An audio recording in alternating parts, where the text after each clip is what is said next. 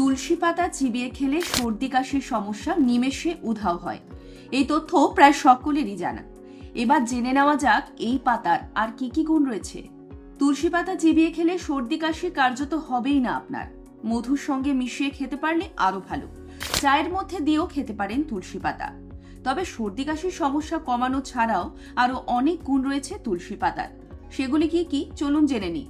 Asthma, ব্রঙ্কাইটিসের মতো সমস্যা ঘরোয়া টোটকা হিসেবে ভরসা রাখুন তুলসী পাতায়।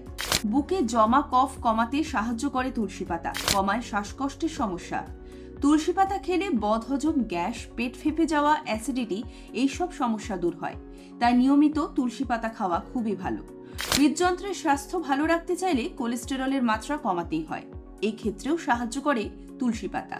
কোলেস্টেরলের মাত্রা কমিয়ে কার্ডিওভাস্কুলার সিস্টেম ভালো রাখে এই পাতা। ডায়াবেটিস রোগীরা তুলসী পাতা খেয়ে ব্লাড সুগারের মাত্রা নিয়ন্ত্রণে রাখার চেষ্টা করতে পারেন, উপকার পাবেন। আজকাল প্রায় সবার জীবনেই রয়েছে নানা রকম স্ট্রেস, উদ্বেগ।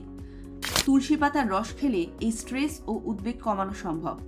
তুলসী পাতা যে আমাদের ইমিউনিটি আরো মজবুত করে সে কথা সকলেই জানে। তাই দিনে একবার অন্তত তুলসী পাতা কিংবা তুলসী পাতার রস খাবেন। শুধু ব্লাড সুগার নয়, ব্লাড প্রেশারের মাত্রাও কমাতে সাহায্য করে তুলসী পাতা।